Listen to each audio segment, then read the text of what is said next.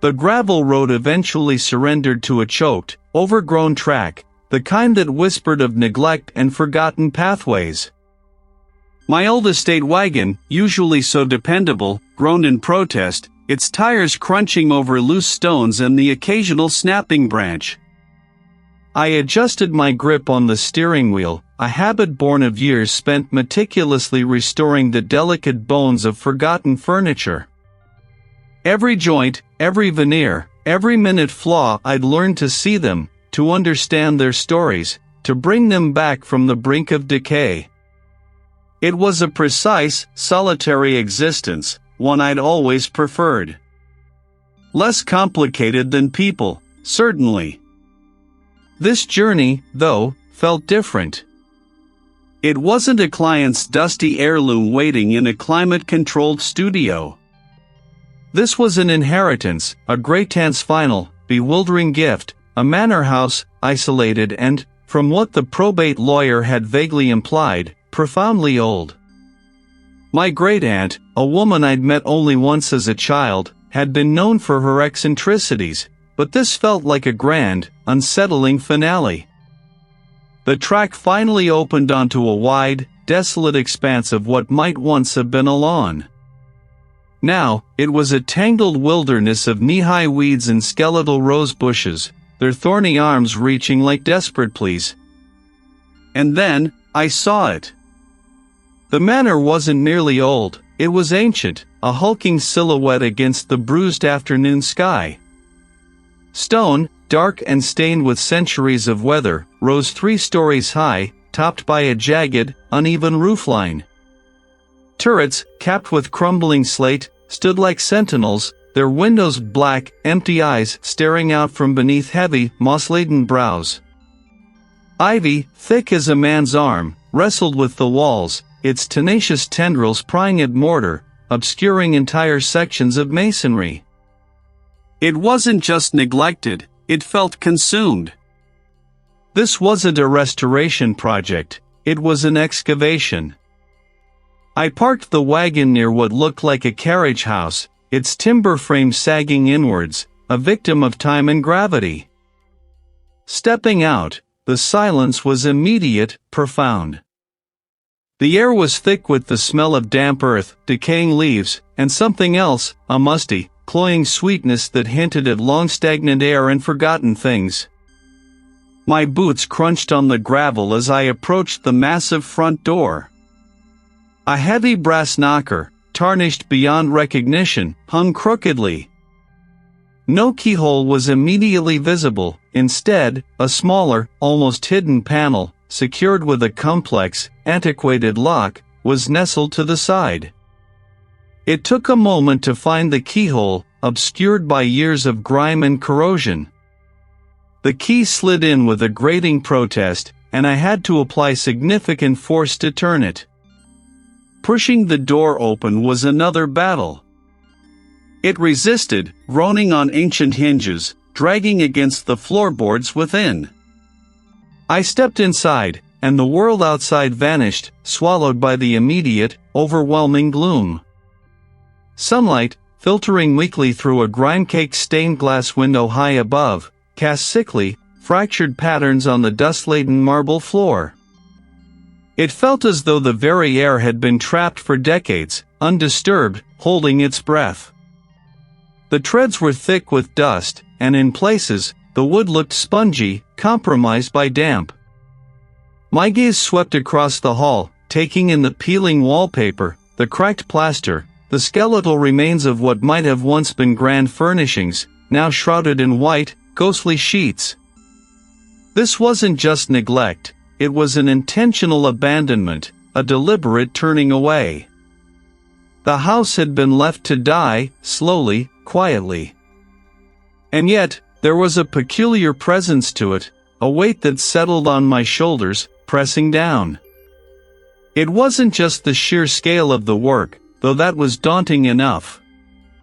It was the feeling that I was not alone, that the house itself was watching, evaluating, a silent, unseen entity sizing up its new occupant. I pulled a small, powerful LED flashlight from my bag. The beam cut through the gloom, revealing swirling motes of dust dancing in the stagnant air. It wasn't just dirt. It was too uniform, too deliberate. My meticulous eye, trained to spot the smallest imperfection, recognized it as something other.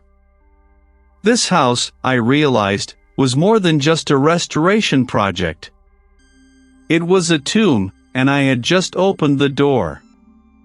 The estate wagon finally churned its way through the last thicket of brambles, depositing me before a house that seemed less built and more grown from the earth itself. It loomed, a skeletal hand against the bruised twilight sky, its windows like vacant eyes. The gravel track ended abruptly at a cracked flagstone path, swallowed by weeds. A gust of wind, smelling of damp earth and something indefinably stale, rattled the dead leaves clinging to the skeletal trees that ringed the property. I killed the engine, and the sudden silence was a physical weight.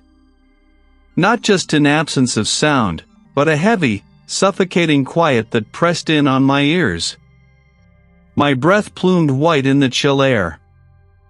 I sat for a long moment, just looking, a strange mix of exhilaration and profound unease prickling my skin. This was it. The project of a lifetime, or perhaps, the end of one. Unloading the tools was a methodical act, a familiar ritual that grounded me.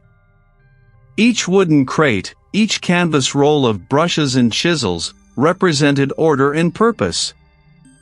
I carried them through the front door, a massive slab of oak that groaned like a dying beast on its hinges. Inside, the air was colder, thick with the scent of mildew, dust, and something else, a faint, almost metallic tang, like old blood or rusted iron. My boot soles scuffed on the grit-covered floorboards, each step echoing into the cavernous gloom. I chose the study first. It was on the ground floor, off the main hall, and while choked with cobwebs and draped in sheets of dust, it seemed less actively hostile than some of the other rooms. A grand fireplace, its mantelpiece intricately carved but chipped, dominated one wall.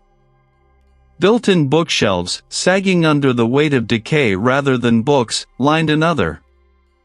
This, I decided, would be my starting point. A place where thought and quiet work had once resided. My workbench was assembled, tools laid out with meticulous precision, a set of fine-grit sandpaper, various wood glues, my favorite carving knives, a small array of delicate brushes. My focus, initially, was the mantelpiece, a particularly ornate section that had suffered water damage. The work was absorbing, the kind of detailed, repetitive task that usually lulled me into a meditative state. It wasn't empty, it was watchful. Around midday, I reached for my smallest gouge, the one with the finely tapered handle. It wasn't there. I distinctly remembered placing it on the velvet cloth beside the larger chisels. I'd even wiped it clean just moments before. My brow furrowed. I scanned the workbench, then the floor around it. Nothing. A flicker of irritation. Had I absent-mindedly put it in a box?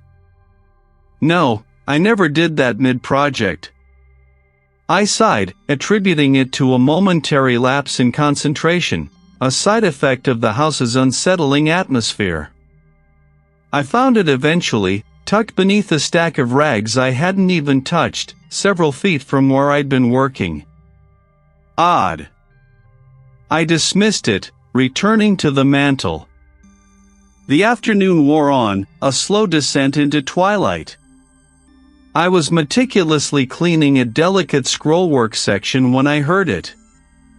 A faint scraping sound, originating from somewhere above me, perhaps the floor directly overhead. It was subtle, like claws dragging across old wood, or heavy fabric being pulled. I froze, my hand still. The sound stopped. I listened, holding my breath, but only the creak of the house settling, a deeper, more familiar groan, followed. My imagination, I told myself, amplified by the solitude. I resumed work, but the edge of my focus had frayed. A few minutes later, as I leaned in close to examine a hairline crack, a quick movement registered in my peripheral vision. It was gone before I could fully turn my head. Just dust motes dancing in the worklight, I reasoned, or a trick of the old glass in the window. But the hair on my arms stood on end. The feeling of being watched became a tangible weight on my shoulders. It wasn't just the house anymore, it felt like eyes. I found myself glancing over my shoulder every few minutes, my heart thrumming a little faster each time. I decided to take a break, to walk away and clear my head. As I stood, stretching the stiffness from my back, my gaze fell upon the largest bookshelf. It was built into the wall, a solid, imposing structure. Something about it seemed off. One section of the paneling, behind where the books had long since rotted away, appeared slightly recessed, a subtle difference in depth that only an eye trained in architectural detail would notice. My curiosity, stronger than my unease, took over. I ran my fingers along the seam, feeling for a catch, a release. Then, my thumb brushed against a small, almost invisible button, cleverly disguised as a knot in the grain. I pressed it. I grabbed my powerful lantern, its beam cutting a stark path through the absolute blackness. The passage was short, leading to a heavy, iron-bound door. It was unlocked. Pushing it open, I stepped into a room that stole the air from my lungs. It was a small, square space, utterly devoid of furniture. Not a window to the outside, but a partition. The room itself felt unnervingly sterile, despite the layers of grime. This wasn't a hidden study or a storage space. This was something else entirely. I wasn't alone. I was very much not alone. Cracked stone path that wound its way to the heavy, rotting oak front door. The house was a monument to neglect, its gables like hunched shoulders, chimneys reaching like skeletal fingers towards the bruised sky. A shiver, not entirely from the cold, traced its way down my spine. This wasn't just old, it felt ancient, burdened with unseen weight. The first few days were a blur of practicalities. I wrestled with rusted locks, cleared years of cobwebs, and breathed in the pervasive scent of damp earth and decay. My tools, carefully arranged on a workbench I'd set up in what might have once been a library, felt like the only anchor in this swirling vortex of forgotten time. I started with the ground floor, meticulously documenting the damage, planning my approach. The house groaned around me, a constant symphony of settling timber and wind whistling through broken panes. It felt less like I was working on it, and more like I was working within a living, breathing thing. My focus soon settled on the great hall. The wainscoting, elaborately carved with scenes of a forgotten hunt, was particularly exquisite, but a section near the massive, soot-stained fireplace seemed oddly out of place. The wood there, though matching the pattern, felt subtly different to my experienced touch, less aged, perhaps, or simply repaired poorly. I ran my fingertips over the ornate oak, feeling for inconsistencies. There it was, a faint seam, almost imperceptible, where the grain didn't quite flow. This wasn't a repair, it was a disguise. With a pry bar and a delicate touch, I began to investigate. The wood groaned in protest, but eventually, a small section of the wainscoting popped inward with a soft thunk. Behind it, not a cavity for wiring or pipes, but a narrow, dark space. My heart gave an involuntary lurch. This was it, the kind of architectural secret I lived for. I retrieved my powerful worklight and peered into the gloom. The space was deeper than I expected, leading into what appeared to be a small, sealed-off room. The air that wafted out was thick, stagnant, carrying a peculiar earthy smell, like old leaves pressed into damp soil, but with an underlying metallic tang I couldn't quite place. I widened the opening, working slowly, carefully. The room itself was barren, save for a single, heavy oak chest, its iron banding rusted almost black. My hands trembled slightly as I unlatched the chest. Inside, nestled on a bed of brittle, yellowed linen, was a single, leather-bound journal. Its cover was unmarked, the leather smooth and cool beneath my fingers. I lifted it out, brushing away a fine layer of dust. The pages, thick and handmade, were filled with spidery, faded script. Not a diary, I quickly realized, but a chronicle, detailing local events, harvest yields, and then, slowly, subtly, something far more sinister. It feeds on the threads of what we are, leaving shells behind.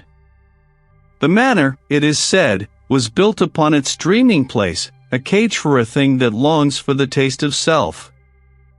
Another, from a later hand, scrawled almost illegibly, they forget. They forget their names, their faces, the faces of their kin. They walk empty, haunted by the echoes of what they were. It takes their stories, their joys, their sorrows. It takes them. Asterisk I swallowed, the words feeling like dry ash in my mouth. This wasn't just local folklore, it felt too specific, too raw. The journal ended abruptly, pages torn out, as if the last writer had simply ceased. I stood there, the journal heavy in my hand, the air in the hidden room suddenly pressing in on me. The metallic tang in the air seemed stronger now, almost coppery. I tried to shake it off, attributing it to the unsettling discovery and the musty air. Later that evening, back in the makeshift library, I found myself staring at a half-finished sketch of a floor plan. I'd been planning to add the dimensions of the newly discovered room, but for a moment, I couldn't recall where I'd left my measuring tape. I distinctly remembered putting it on the workbench, or had I? I frowned, a flicker of irritation, then confusion. It wasn't on the workbench. I walked over to the chest of tools, rummaging through it, my mind racing. Had I taken it with me to the hidden room? No, I was sure I hadn't. I'd always prided myself on my meticulous organization, my sharp memory for details. It was part of my craft. Yet, for a solid minute, I couldn't picture where I'd last seen the tape. I even felt a bizarre blankness when trying to recall what I'd had for lunch. A sandwich? A piece of fruit? It was only when my eyes landed on the tape measure, tucked neatly behind the journal on the very workbench I'd just checked, that I let out a shaky breath. Stress, I muttered aloud, the sound thin and reedy in the cavernous room. Just stress. Too much isolation, too much old house.